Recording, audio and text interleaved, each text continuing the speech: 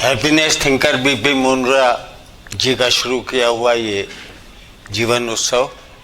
लेकिन अभी प्रोग्राम शुरू होने से पहले जब हम लोग बात कर रहे थे तो अच्छा ही लगा कि लोगों में एक उत्साह है। अब मुंद्रा जी इसका समापन कर। आज का विषय है उत्कर्षता। इस विषय को अपन किस कॉन्सेप्ट में समझ रहे हैं ये बहुत इंपॉर्टेंट है। उत्कर्षता अब नेगेटिव में भी होती है, पॉजिटिव में भी होती है।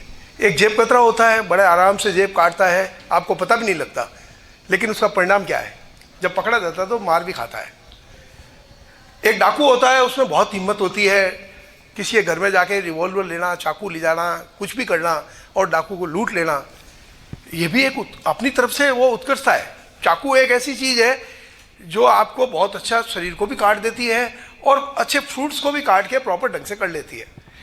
तो उत्कर्षता बहुत नेगेटिव हो सकती है, उत्कर्षता बहुत पॉजिटिव होती है। एक डॉक्टर के हाथ में वही चाकू आ जाता है तो आप जिंदगी बचा लेते हो। एक आदमी हत्या करता है, उसको जेल होती है, और सेना में जाके वो जब जंग पे जाता है तो उसको मेडल मिलता है। एक आदमी मरता है डकैती मार करते हुए, तो आप मान के चलिए कि उसकी क्या स्थिति होती है। लोग कहते हैं अच्छा हुआ मर गया। एक बड़ा आदमी शहीद होता है, सैनिक, तो उसको क्या कहते हैं? उत्कर्षता कहाँ है ये समझना बहुत जरूरी है। और आज के संदर्भ में यह समझना इसलिए जरूरी है, मैं इससे पहले एक छोटी सी बात कहना चाहता हूँ। जैसे अभी आपने कहा है कि एक डॉक्टर होता है, बहुत होशियार होता है, अपने काम में बहुत एक्सपर्ट होता है, लेकिन उसका व्यवहार अच्छा नहीं होता है, इसलिए उसकी वो नहीं होती है। लेकिन आपने एक चीज़ नोट की कि कितना ही व्यवहार खराब हो, लेकिन अगर उसके काम में बहुत ज़्यादा एक्सीलेंसी है तो लोग कहेंगे इसको सहन कर लो, लेकिन जाना तो इसी के पास इलाज करना है। ये तो अपन लोग भी करते हैं। तो मेन बात यह है कि अगर आप में बहुत हाई लेवल की उत्कर्षता है तो ये तो सुनिश्चित है कि आप उस चीज़ में बहुत एक्सट्रीम तक जाओगे। लेकिन आपकी उत्कर्षता कहाँ आनी है? अपन किस जगह बैठे हैं? अपन कर रहे हैं जीवन उत्सव। अपन को मनुष्य के जीवन 84 लाख योनि में कहते हैं बहुत कम बार मिलता है। क्या हम इस उम्र को आराम से जी पा रहे हैं? क्या हम दुखी होकर जी रहे हैं? मैं आपको बताऊं, आर्थिक रूप से भी बहुत लोग फेल होते हैं, उसमें से बहुत लोग रोते हैं, बहुत लोग आगे बढ़ जाते हैं।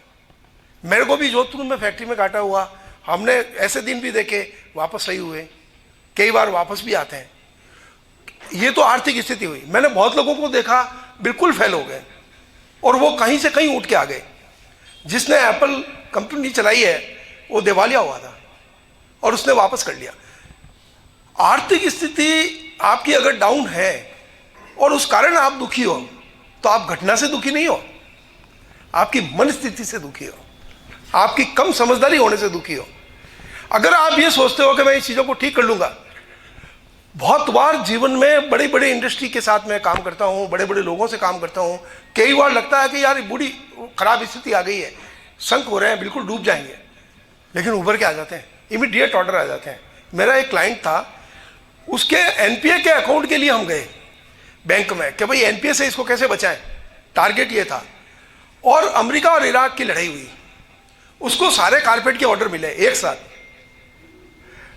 साथ ऑर्डर मिले, उसके बाद पैसे नहीं, बैंक में अकाउंट एनपीए। मैंने एजीएम, मेरा दोस्त था, मेरे पे विश्वास भी था उसको, मैंने इसको कहा यार इसको किसी तरीके से तुम 50 लाख रुपए तो दो। तो उसने 50 लाख रुपए दिए। उसके बाद में डीजीएम के पास गया, उसको भी मेरा बहुत अच्छा रिलेशन था, उसने भी 50 लाख रुपए दे दिए। We have not paid even a single Penney.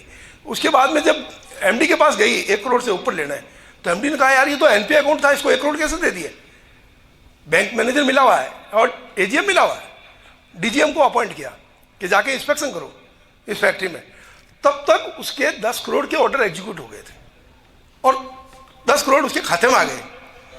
Last position ये थी, 3 महीने 4 महीने बाद 5 करोड़ रुपए उसके पास बैंक में थे।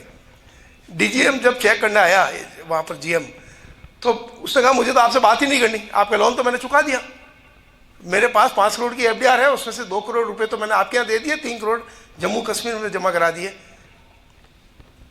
तो मैंने कहा यार तेरी परिस्थिति एक बदल गई 4 महीने में, तू इतना घमंड भी मत कर। तो कहाँ से स्थिति बदलती है वी डोंट नो जिंदगी में। तो आर्थिक कारण से अगर आप हो तो आप इसलिए नहीं हो कि आप घटना के कारण हो, इसलिए हो कि आपकी मनस्थिति खराब है, आपको रास्ता नहीं समझ आ रहा है।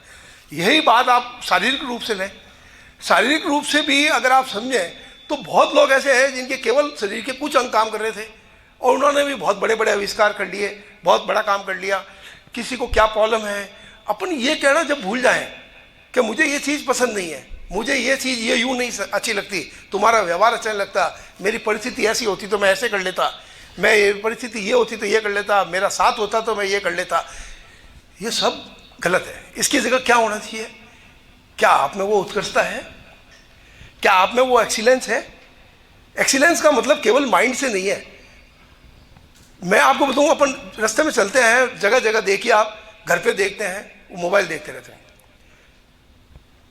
उनके मोबाइल भी देख रहे हैं, टीवी के चैनल बदल रहे हैं, और बस उनको पूछो 2 घंटे बाद तुमने क्या देखा, वी डोंट नो। क्या आप अपने मन को एक जगह रखते हो? क्या आपका मन शांतचित्त है?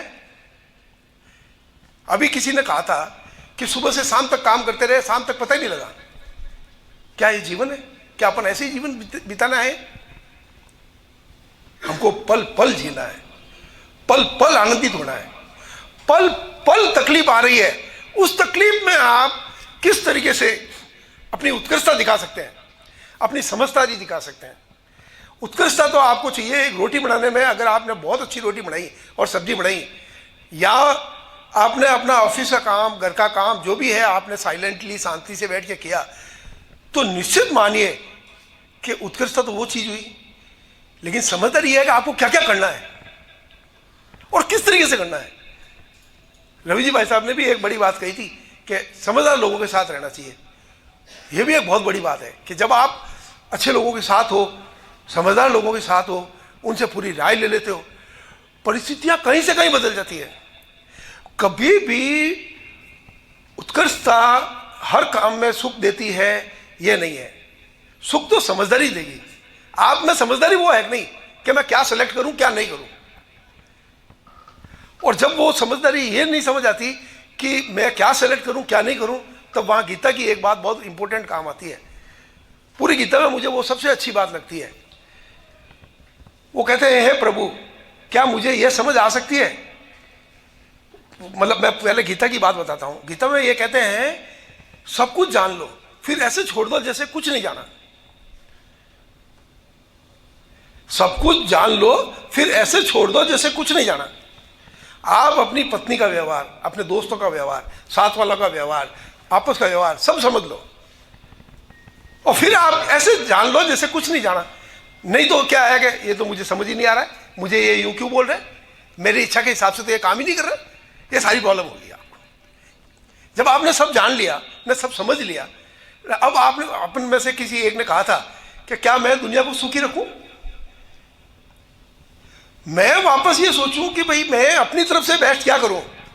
जब मैंने जान लिया कि ये तो यूं करेंगे, तब मैं क्या करूं, मेरा व्यवहार क्या हो। ये एक इतनी इंपॉर्टेंट चीज है कि जब आप सब कुछ जान लेते हो ना, उसके बाद में आप अपना एक्शन करते हो। ये तो मैंने आपको उस समय बताया जब आपका किसी से ये है। दूसरा है, आपके शरीर में कैंसर हो गया या हार्ट अटैक आ गया या आपके हाथ पैर में कुछ प्रॉब्लम आ गई, शारीरिक रूप से कुछ प्रॉब्लम्स खड़ी हो गई, उस समय भी आपने जान लिया। आप ये मान के चलिए कि इच्छा शक्ति, विल पावर जिसको कहते हैं, उससे अभी किसी ने कहा था कैंसर में ठीक हुआ हूं। विल पावर एक इतनी बड़ी चीज है कि आपने सब जान लिया और आपने शांति से समझ लिया, आपने चीजों को ठीक करने के लिए लग गए, आप पॉजिटिव रहे, आपने अपनी चीजों को ठीक किया। अब मान के चलिए कि दुनिया, इंसान से बढ़ के दुनिया में भगवान ने आपको, वो स्वामी जी कहते हैं, सर्वश्रेष्ठ कृति बनाया है। अपन सर्वश्रेष्ठ कृति के रूप में व्यवहार कर रहे हैं कि नहीं? जब आपकी सारी समस्याएं हैं, क्योंकि अपन ये तो कहना बहुत ईजी है कि मैं डॉक्टर हूं, मैं अच्छा व्यवहार करूंगा, मैं एक्सपर्ट रहूंगा। मान लो आपकी डॉक्टर की डिग्री चली गई, तब क्या कर लोगे? आप सरकारी अधिकारी हो, वहां से नौकरी छूट गई। आपकी इंडस्ट्री है, इंडस्ट्री हट गई। मेरे सीए का काम है, सीए का काम ही हट गया, अब क्या करूंगा? पल पल घटनाएं बदलती है। क्या उन घटनाओं में मैं बेस्ट कर रहा हूं?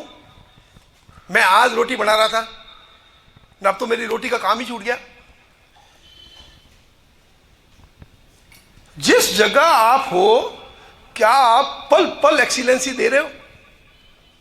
जिस पल आप ये समझ जाते हो तो कहते हैं ना कि जिंदगी आप उस तरीके से चलते हो कि हाँ ये आई, अब मैं इसको ऐसे करूंगा, तो सदैव आप मुस्कुरा सकते हो। आपको मालूम है मनुष्य के अलावा तो मेरे ख्याल से बहुत कम जानवर है जो मुस्कुरा सकते हैं, एक आध कोई होगा, मुझे तो ध्यान नहीं है। तो भगवान ने आपको इतनी बड़ी चीज दी है ना, अपन मुस्कुरा ही नहीं सकते। सारे समस्याएं अपन बोझा लेके चलते हैं, इतनी भारी समस्या हो गई, अब मैं क्या करूं, ये छोड़ दीजिए, मैं सब ठीक कर लूंगा, कोई बात नहीं, मुझे खानी तो रोटी है, मैं प्याज के साथ खा लूंगा, मैं कहीं बैठ जाऊंगा, जहां बैठूंगा जेल में बैठ जाऊंगा, ट्रेन में बैठ जाऊंगा। आप उस दिन से आपको समझ आ जाएगा कि एसी, नॉन एसी, धूप, अपन को धूप किसी को बहुत तेज लगती है और कोई कड़ी धूप में भी खड़ा रह सकता है। तो ये परिस्थितियां, घटनाएं आपको कभी विचलित नहीं करनी चाहिए, लेकिन ये चीज विचलित करनी चाहिए कि मुझे क्या समझ करनी है, मुझे क्या करना है, और क्या मेरा शरीर उस हिसाब से है, क्या मेरा मन है। तो मतलब मेन बात मैंने कही है, अपना ये है उत्कृष्टता, इंसान, समझदार इंसान होना सुखी जीवन की गारंटी है। मैं सुखी जीवन का मतलब कभी ये नहीं समझता कि मेरे साथ दुख है, मेरे साथ तकलीफ है, तब मैं सुखी नहीं हूं। मेरी आत्मा की सुखी तो मैं ले सकता हूं। फिर मैंने एक बात नीचे लिखी, किसी अच्छे काम में दक्ष बने, हर हाल में खुश रहें और खुश रखें। अच्छा काम क्या है? अच्छा काम का मतलब क्या है? आप किसी को 1 लाख रुपए दे दो न, वो अरबपति है तो कहेगा मेरे के साथ मजाक कर रहे हो क्या? ना आप किसी गरीब को 1 लाख रुपए दे दो जिसके पास कुछ नहीं है। अच्छा काम की परिभाषाएं बार बार बदलती है, लेकिन कोई प्यासा आ गया, किसी ने अभी बोला था, कोई प्यासा आ गया ना, आपने उसको टाइमली पानी पिला दिया, वो बहुत बड़ा अच्छा काम है। लेकिन वही आपने ज्यादा पानी दे दिया तो डूब भी सकता आदमी। तो अच्छे काम को आपको यह समझना पड़ेगा कि किस काम में किसी का हित है,